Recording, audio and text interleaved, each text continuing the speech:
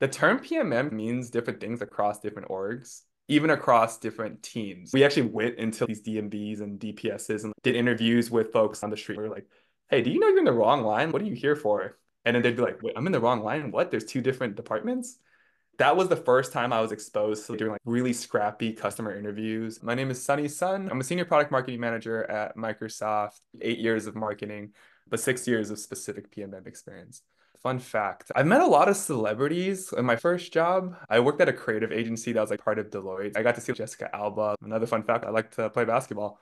I would like to take a step back and look at how you got into product marketing in the first place. You worked at Deloitte, and Disney was your first PMM destination. Could you tell us about how you got your foot in the door at Disney without prior PM experience? When I was at Deloitte, I wouldn't say I was doing traditional product marketing work. I was technically considered a brand insight strategist slash brand consultant. I got exposed to a lot of big brands like Adobe, Fortune 500 companies, and even some fun ones. We worked on some government projects. Product marketing and brand marketing do have an interlap. There's a lot of similar skill sets. As to how I got into the actual role, marketing is a really small world, especially in the San Francisco Bay Area. I was working with a partner and a senior director on an engagement. They moved over to Disney Plus and they actually reached out to me asking if I'd be interested in joining the team. Disney Plus, I don't think even existed at the time. They just brought this up. Are you a Disney fan? I'm like, yeah, of course. I'm from LA. Since we had a strong relationship, I've worked with them in the past. They referred me and we just did an interview, went really well. I was technically the third PMM hired of the Disney Plus team. Looking back now, could you share any advice on how to craft a compelling career narrative that helped you stand out during the interview and the application process? The referrals always do help, but I would also say you have to be ready for it. It's like opportunity meets the skill at the right time.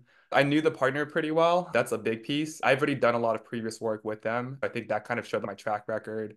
Other things that I think made me stand out too. I was just really passionate, excited, bringing a positive energy. I think there's something that gets overlooked often is when you come into a room and you have a coworker, you want to be three things. You want to be someone who's easy to work with, because if you're doing product marketing for new launches, you're going to be working pretty late into the night. So it's going to be someone you want to battle in the trenches with. The third is just willingness to learn. It's good to have a strong POV. When I was first coming in, I had stuff that I was really good at. Like I understood the messaging from a tech standpoint, like what we should be saying. I have done some international launches that gave me another lens that made me stand out. In Deloitte, we also learned how to do some financial modeling and how to read and work with different product marketing stakeholders, such as product managers. All of that combined made me feel like I stood out during those interviews. What do you think are the top three experiences that are essential to set yourself up for success for a PMM role? Being flexible. When you go through like marketing exercises like brand workshops, you're going to work with a lot of different stakeholders. Sometimes in PMMs, you might work with engineering, sometimes product teams, marketing channel owners, GTM teams, sales teams. So just having that flexibility, always being open to insights and willing to learn. And number two, collaboration. The role inherently works with a lot of different folks, and learning how to bring people together is a really key piece of being a PMM. Third is communication. At the end of the day, a product marketer is going to be the voice of the customer. Being able to communicate with everyone is going to be key. And everything you say, is it clear? Is it concise? That's the three. Currently, you're at Microsoft. Previously, you were at Disney, Intuit. Could you tell us about the differences in each of your PMM role? The term PMM means different things across different orgs, even across different teams. It just depends on where you are in the product lifecycle. If you're completely new, I think your role as a PMM is to help define what your messaging is for those customers. Who's your target audience? What's the TAM? What's the SAM? That's like some of the more exciting work typically, and like what people think when they think about product marketing, you're really marketing the product. When I first started my role at Disney Plus, because the product was so new, it was a new launch, we actually had a lot of sway in what features that we were helping launch with our product owners.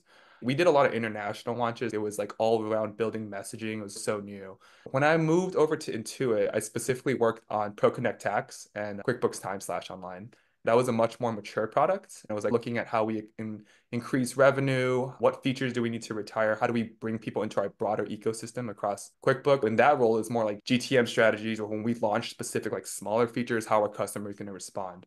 I remember when we were at Disney, we didn't have a ton of time to do a lot of insights, analysis, or research projects. But when we were at Intuit, we already had our customer base. We can oftentimes test with our accountants and see how they responded to new features. It's very different. less messaging, more of are we doing the right features specifically to make a subgroup of our customers happy? How are they responding to our changes within the ecosystem? What are the things that are really going to drive them excited? My role at Microsoft is really different from all two of those. I work on executive briefing centers, earnings, customer evidence. I do a lot of script writing, a lot of earnings calls. You can almost think of it as more of a PR role. Like when we have executives coming in, what is the key things they need to hear about for our earnings call? What are the top customers that are using our product? I don't work as much with product teams anymore. I work more with script teams, earnings teams. You still use a lot of those skill sets, but I actually don't market any specific product within Azure. Got it. So how do you see your career trajectory playing out at Microsoft? I haven't put too much thought into it yet. I've always been a B2C product marketer. This is my first time moving to the B2B space. My top goal right now is just trying to make sure I know everything I can about web servers and cloud as a whole. When I moved over to this role, it was something that I've never touched in terms of this new type of domain. As I get more experience, one thing I would personally like to do is become a group manager at some point in the future, but still want to just make sure I'm that SME expert before I make that move. I wanted to hear about one memorable career highlight that you have had so far as a product marketing manager. The biggest for me would be Disney Plus. That has a big brand. I was part of the initial launch team. And fun fact, when we first launched, our finance teams told us we were going to have 2 million subscribers. And the first day we had 10 million. Our websites broke, everything broke. Everyone's trying to watch The Mandalorian, and we were seeing smashing success. My younger nephews and nieces asked me, how do we come up with this? That was really exciting. Being able to do that again for the other regions was really big for me. The other one is probably one of the first projects I worked on for Deloitte Consulting. It was the Texas.gov. In Texas, they don't have just one DMV like we do in California. They have like, the Department of Public Safety and the Department of Motor Vehicles. And you have to go to one for car registration and one for your license. People in Texas would be going to the wrong place. They'd be waiting for like 3 hours to find out. We actually went into these DMVs and DPSs and did interviews with folks on the street. We were like, hey, do you know you're in the wrong line? What are you here for? And then they'd be like, wait, I'm in the wrong line. What? There's two different departments? That was the first time I was exposed to doing like really scrappy customer interviews. We built an online experience. We moved it from brick to mortar. When we launched it, we were saving people hours and hours. That was the first campaign. Launching that website, helping build a clean customer experience with our design team, with our product team, and just seeing like how effective marketing can really be made me feel really good. We all know that behind every success, there's probably a lot of failure experience too. What is a lesson learned from a product marketing failure you have had? I've learned a couple. We were talking about the Disney Plus one, so I'll keep that theme going. We worked on a LATAM launch shortly when I was there, and it was very different. We felt like we had so much momentum for like, the US launch, like everything would be super simple. We blew expectations out of the water.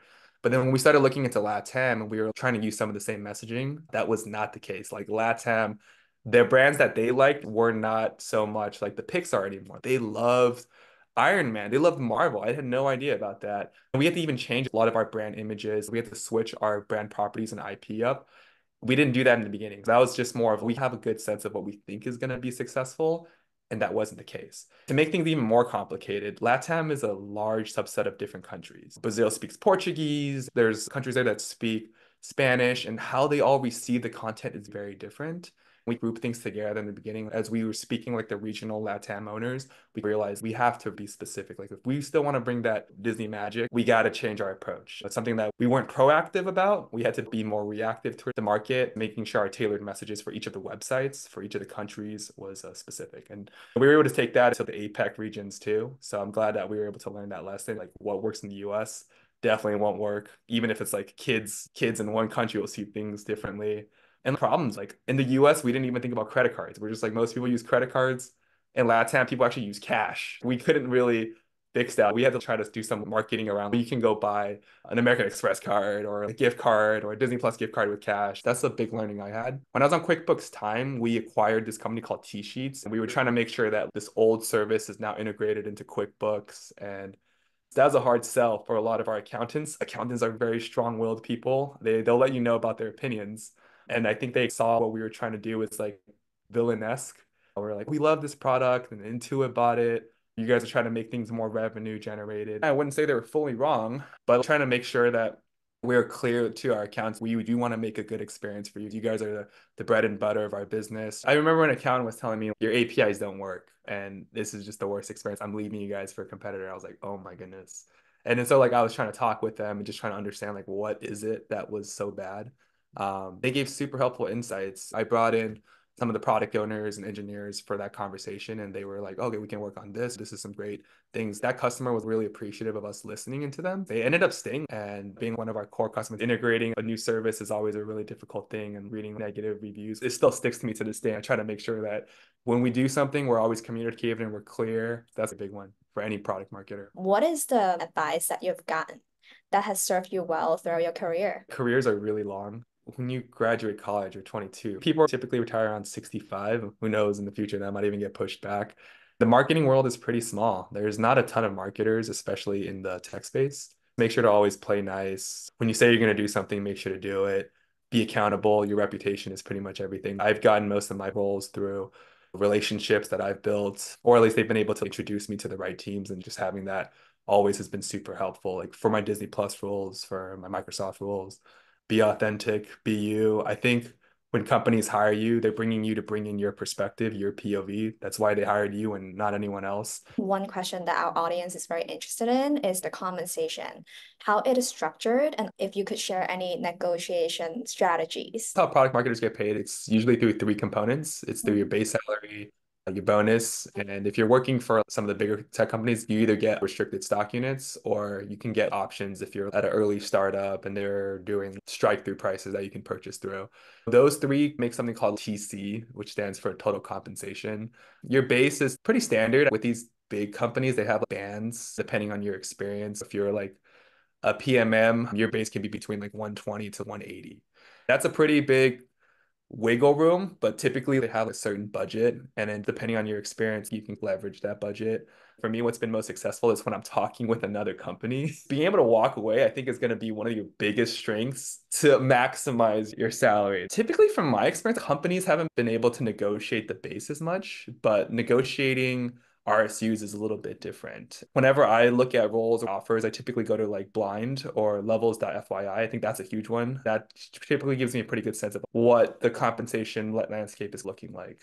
Shoot for the stars. The worst they can say is no. That's something I didn't do as early on when I was first starting out my career and I got my first PMM offer from Disney Plus. I was like, yes, this is great. I've been in Deloitte doing a lot of hours. The opportunity to go on client side is going to be huge for me. I don't care about salary. And I definitely left money on the table. When I first negotiated my very first role, I was just asking for $10,000 and they granted it. I should have shot a little bit higher. But the role was awesome. The team was awesome. So I didn't have to think about that. As I got further and further along in my career, that wiggle room gets a lot higher, like between like 20 and $30,000. My sister is a partner at an agency. For her, they're negotiating at the 60, $70,000 range. I imagine when you're like a VP or a GM, we're talking about just huge numbers. So that's something to just consider too. If you're more new to career, there might be a little less wiggle room. My recommendation is take a look at the market, still shoot a little bit higher than what you think you can do. Again, the worst they can say is no. Any last word of advice do you want to share? Customers often suggest things that you really got to listen in. Maybe the solution they offer isn't great, but that tension point and that pain point that they're facing can give you those aha moments and you can help figure out like, whoa, maybe we should think about it like this. Maybe this is the insight that the product team really needs to help build out XYZ feature. Remember, you're always that voice of the customer and you're the person who's going to be the most customer centric. Thank you so much for the conversation today, Sunny. Really appreciate your time today. Yeah, thank you so much for having me.